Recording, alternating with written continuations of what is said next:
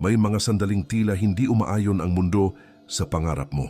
Habang lumiliit ang sahod at lumalaki ang pangangailangan, parang lalong lumalayo ang pag-asang makaipon. Ngunit sa likod ng kaguluhang iyon, may natatagong aral na naghihintay tuklasin. Sa bawat paghihirap at pagkalito, may pagkakataon para tumatag ang kalooban.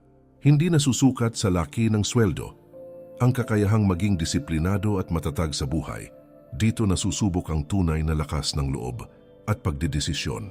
Kaibigan at kapatid, muli inaanyayahan kita na mag-subscribe sa ating channel para lagi kang updated sa mga bagong videos na aking gagawin at pakishare na din ito sa iyong mga kaibigan at tayo nang baguhin ang pananaw natin sa buhay.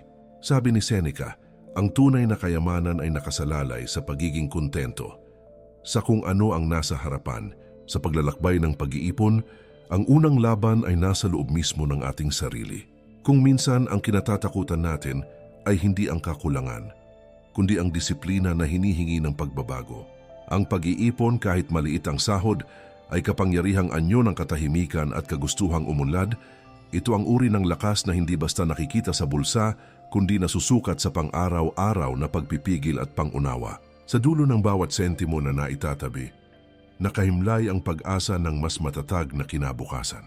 Ang bawat maliit na hakbang ay patunay na hindi hadlang ang liit ng sahod para sa taong may malinaw na direksyon, at ang pag-iipon ay nagiging paalala na ang tunay na progreso ay dumarating sa mga marunong maghintay at magsikap. Tip number 1. Pagkilala sa tunay na pangangailangan. Sa simula ng anumang pag-iipon, mahalagang tukuyin muna kung ano talaga ang may bigat sa pang-araw-araw na buhay. Kapag malinaw ang tunay na mahalaga, mas madaling makita ang mga bagay na dapat nang bitiwan. Dito nagsisimula ang paghubog ng disiplina at pag-unlad. Maraming pera ang nauubos sa maliliit na gastos na hindi naman nagdadala ng halaga. Ang mga simpleng pagbili ng kung ano-ano ay nagiging dahilan ng pagbagal ng pag-iipon. Kapag natutunan suriin ang bawat galaw, mas lumalawak ang kakayahang makaipon. Sa pagharap sa mga tukso ng luho, mahalaga ang matatag na kalooban. Ang pag-iwas sa walang kwentang gastusin ay isang anyo ng pag-aalaga sa kinabukasan. Ito ang lakas ng taong may malinaw na direksyon. Sabi ng mga Stoic na, kung nagagawa mong kontrolin ang pagnanasa, nagagawa mo ring kontrolin ang buhay. Sa bawat pagpigil, tumitibay ang loob at lumilinaw ang mga prioridad. Sa ganitong paggalaw nahuhubog ang tunay na kaayusan. Kapag nagiging ugali ang pagpili ng tunay na kailangan, unti-unting nagbabago ang daloy ng buhay.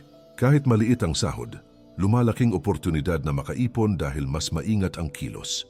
At sa pag-usbong ng disiplina, mas nagiging matatag ang kinabukasan. Tip number 2. Pagbuo ng matatag na budget. Sa bawat pagnanais na umangat, mahalagang magkaroon ng malinaw na direksyon kung saan dumadaloy ang pera. Kapag may wastong budget, nagiging mas kontrolado ang bawat galaw sa pang-araw-araw na paggastos. Dito nabubuo ang kaayusan na nagiging haligi ng pag-iipon. Maraming tao ang nalulugi dahil walang malinaw na plano sa perang pumapasok at lumalabas. Ang kawalan ng sistema ay nagbubunga ng kalituhan at padalos-dalos na paggastos. Kapag may gabay na budget, nagkakaroon ng mas maayos na ritmo ang buhay pinansyal. Sa paggawa ng budget, mahalaga ang pagiging tapat sa sarili. Ang pagharap sa totoong numero ay minsan masakit, pero doon nagsisimula ang pagbangon. Ang katapatan sa sitwasyon ay nagiging tulay papunta sa pagbabago. Sabi ng mga Stoic na ang sinumang marunong mamahala sa maliit na bagay ay kayang panghawakan ang mas malaki pang responsibilidad. Kapag napapangalagaan ang maliit na halaga, tumitibay ang pagdedesisyon sa mas malalaking desisyon. Ang budget ay nagiging pagsasanay sa pagkontrol sa sarili at sa buhay. Kapag patuloy na sinusunod ang budget, unti-unting lumilinaw ang pag-unlad. Ang kakaunting pera ay nagiging mas makabuluhan at mas may direksyon. At sa makabagong kaayusan na ito, mas nagiging posible ang pag-iipon kahit maliit ang sahod. Tip number 3. Pagpapaunlad ng disiplina sa paggastos. Ang susunod na hakbang sa pag-iipon ay ang pagpapalakas ng disiplina sa bawat galaw ng pera. Kapag natutunang kontrolin ang sariling pagnanasa, nagiging mas malinaw kung ano ang tunay na kailangan. Dito nagsisimula ang kakayahang harapin ang anumang tukso na magpapahina sa ipon. Maraming tao ang nalulugmok dahil sa padalos-dalos na paggastos sa luho at hindi mahahalagang bagay. Ang bawat impulsibong pagbili ay parang butas na unti-unting sumisip-sip sa kinabukasan. Kapag natutunang pigilan ang mga sandaling pagnanasa, lumalakas ang pundasyon ng matatag na ipon. Sa disiplina, mahalaga ang pagkakaroon ng malinaw na layunin sa pera. Kapag alam kung bakit ka nag-iipon, mas nagiging madali ang pagtanggi sa hindi kailangan. Ang malinaw na layunin ay parang ilaw na gumagabay sa tamang direksyon. Sabi ng mga Stoic na ang taong marunong kontrolin ang sarili ay tunay na malaya. Kapag ang loob ay matatag, ang bawat desisyon sa pera ay nagiging makabuluhan at maingat. Sa pamamagitan ng disiplina, natututo tayong maging master ng ating sariling buhay pinansyal. Ang pagtitiyaga sa wastong paggastos ay unti-unting nagbubunga ng mas malaking kontrol sa pera. Kahit maliit ang sahod, nagiging sapat ito kung may disiplina at malinaw na plano. At sa bawat maingat na hakbang, mas nagiging posible ang matatag at tuloy-tuloy na pag-iipon. Tip number 4, pag-iwas sa hindi kinakailangang gastos. Isa sa pinakamahalagang hakbang sa pag-iipon ay ang matutong umiwas sa gastusin na walang hatid na tunay na halaga. Kapag natutunan mong suriin bago gumastos, mas nagiging epektibo ang bawat sentimong inilalabas. Dito nagsisimula ang pagbuo ng matibay na pundasyon para sa kinabukasan. Maraming pera ang nauubos sa mga bagay na panandalian lang ang saya. Ang mga maliliit na luho na paulit-ulit ay nagiging hadlang sa mas malaking pangarap. Kapag natutong sabihin hindi, mas lumalakas ang kontrol sa sariling buhay pinansyal. Sa pag-iwas sa hindi kinakailangang gastos, mahalaga ang mahinahong pagtingin sa tunay na pangangailangan. Ang pagbibigay prioridad sa kailangan kaysa sa gusto ay hakbang patungo sa kaginhawahan. Ang bawat desisyong pinag-isipan ay nagiging hakbang sa mas matatag na kinabukasan. Sabi ng mga Stoic na ang kasiyahan ay hindi nasusukat sa dami ng ari-arian, kundi sa kontrol sa sariling pagnanasa. Kapag natutunang iwasan ang walang saysay na paggastos, natututo ang isip at puso na mas pinahahalagahan ang mahalaga. Ang disiplina sa paggastos ay nagiging daan para sa tunay na kalayaan. Sa pagtutok sa mga gastusin na may saysay, unti-unting lumalapit ang tao sa matatag na ipon. Kahit maliit ang sahod, mas nagiging posible ang pag-iipon dahil mas pinipili ang tamang gastusin. At sa bawat matalinong pagpili, mas nagiging ligtas at maayos ang kinabukasan. Tip number 5, pagtitiyak ng emergency fund. Ang pag-iipon ay hindi lamang tungkol sa pagpapalago ng pera, kundi pati na rin sa paghahanda sa hindi inaasahang pangyayari. Kapag may nakalaang pondo para sa emergencies, mas nagiging kalmado at matatag ang isip sa bawat hamon ng buhay. Ito ay nagbibigay proteksyon at seguridad sa sarili at sa pamilya. Maraming tao ang natutukso sa biglaang gastos dahil walang handang pondo. Ang kawalan ng emergency fund ay nagdudulot ng stress at padalos-dalos na desisyon sa pera. Kapag may nakalaang pondo, mas nagiging kontrolado ang bawat hakbang at mas malinaw ang plano sa hinaharap. Sa pagtatayo ng emergency fund, mahalaga ang konsistensya sa maliit na halaga na naiipon araw-araw. Hindi kailangan ng malaki agad, ang mahalaga ay ang regular na kontribusyon.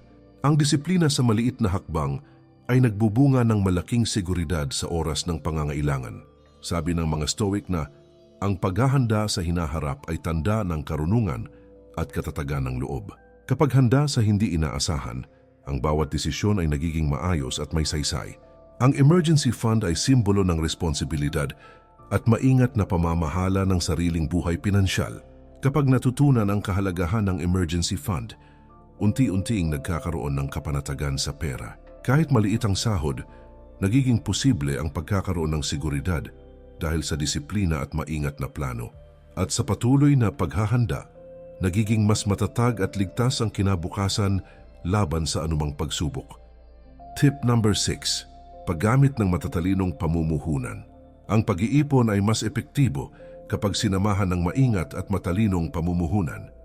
Kapag lumalaki ang perang naiipon sa pamamagitan ng tamang investment, mas mabilis nitong naaabot ang pangmatagalang layunin. Ito ay paraan upang ang pera ay magtrabaho para sa iyo at hindi lamang basta nag-iipon. Maraming tao ang natatakot sa pamumuhunan dahil sa panganib at kakulangan ng kaalaman. Ngunit sa tamang impormasyon at wastong disiplina, Ang maliit na puhunan ay maaaring lumago ng malaki sa paglipas ng panahon. Ang kaalaman at tiyaga ang susi sa matalinong pagpapalago ng pera. Sa pagpili ng investment, mahalaga ang pag-unawa sa risk at return. Ang bawat desisyon ay dapat nakabase sa layunin at kakayahang tanggapin ang panganib. Ang tamang balanse ay nagbibigay ng seguridad at mas mataas na posibilidad ng tagumpay. Sabi ng mga Stoic na ang karunungan ay hindi lamang natututo mula sa libro, kundi sa maingat na karanasan at obserbasyon. Kapag pinag-aralan at pinag-isipan ang bawat hakbang, mas nagiging matatag ang pundasyon ng pinansyal na buhay. Ang pamumuhunan ay paraan upang palaguin ang disiplina at katalinuhan sa pamamahala ng pera. Kapag naisa sa buhay ang matalinong pamumuhunan, unti-unting lumalago ang ipon at mas nagiging malaya sa hinaharap. Kahit maliit ang sahod, nagiging posible ang pagkakaroon ng mas malaking pera sa pamamagitan ng maingat at matiyagang plano. At sa patuloy na disiplina at tamang hakbang, mas nagiging ligtas at matatag ang kinabukasan. Tip number 7. Pagpapaunlad ng tamang pananaw sa pera. Ang huling hakbang sa pag-iipon ay ang paghubog ng tamang pananaw tungkol sa halaga ng pera. Kapag nauunawaan na ang pera ay kasangkapan lamang at hindi sukatan ng kaligayahan, mas nagiging maingat sa paggastos at pag-iipon. Ito ay nagbubukas ng isip sa mas malalim na disiplina at pagpapahalaga sa kinabukasan. Maraming tao ang nauubos ang pera dahil sa maling paniniwala na ang halaga ng sarili ay nasusukat sa material na bagay. Ang labis na pagnanasa ay nagiging sanhi ng impulsibong paggastos at kawalan ng plano. Kapag nabago ang pananaw, nagiging malinaw ang hangganan ng gastusin at nagiging posible ang matagalang ipon. Sa paghubog ng pananaw, mahalaga ang pagtanggap sa simpleng pamumuhay. Ang kasiyahan sa sapat at hindi sa labis ay nagbibigay ng katahimikan at kapanatagan sa isip. Ang tamang pagtingin sa pera ay nagbibigay lakas upang manatiling matatag sa bawat desisyon. Sabi ng mga Stoic na ang kasaganaan ay nasa kakayahang maging kontento sa kung ano ang mayroon. Kapag ang isip ay malinaw at malaya sa labis na pagnanasa, ang bawat sentimong naiipon ay nagiging mas makabuluhan. Ang pananaw sa pera ay gabay upang ang disiplina at tiyaga ay magbunga ng matatag na kinabukasan. Kapag natutunan ang kahalagahan ng tamang pananaw, unti-unti itong nagiging natural na gabay sa pamamahala ng pera. Kahit maliit ang sahod, nagiging sapat ito sa mga taong may malinaw na prinsipyo at tamang pag-uugali sa pera. At sa bawat hakbang na may tamang pananaw, mas nagiging matatag at ligtas ang pinansyal na kinabukasan. Alam mo ba na sa bawat sentimong naiipon mo ngayon, binubuo mo ang pundasyon ng kinabukasan na gusto mong makamtan? Hindi ito tungkol sa laki ng sahod, kundi sa tibay ng disiplina at linaw ng isip. Ang bawat maliit na hakbang na ginagawa mo ngayon ay unti-unting nagiging malaking pagbabago bukas. Maraming tao ang nagrereklamo sa kakulangan ng pera, ngunit hindi nakikita ang kapangyarihan na nasa kanilang mga kamay. Ang tunay na yaman ay hindi nasusukat sa dami ng pera, kundi sa kakayahang pamahalaan at palaguin ang bawat sentimo. Sa bawat hakbang na may disiplina, tiyaga at tamang pananaw, mas nagiging matatag at malaya ang ating pinansyal na buhay. Muli kaibigan, iniimbitahan kita na mag-subscribe sa ating channel para lagi kang updated sa mga bagong videos na aking gagawin. Paki-like na din ito at share sa iyong mga kaibigan at tuklasin natin kung paano umasenso sa buhay. Huwag hayaang mawala ang bawat pagkakataon na lumago ang kaalaman at mahasa ang disiplina. Sa pagtutok at pagsasanay, ang maliit na ipon ngayon ay nagiging lakas na magdadala sa atin sa mas maliwanag at maayos na hinaharap. Kapag natutunan mong pamahalaan ang sarili sa pera, natututo ring pamahalaan ang sarili sa buhay. Ang bawat matalinong hakbang ay hakbang patungo sa kalayaan, seguridad at tunay na tagumpay. Maraming salamat po. Mag-ingat po tayo palagi at kay Lord palagi ang papuri.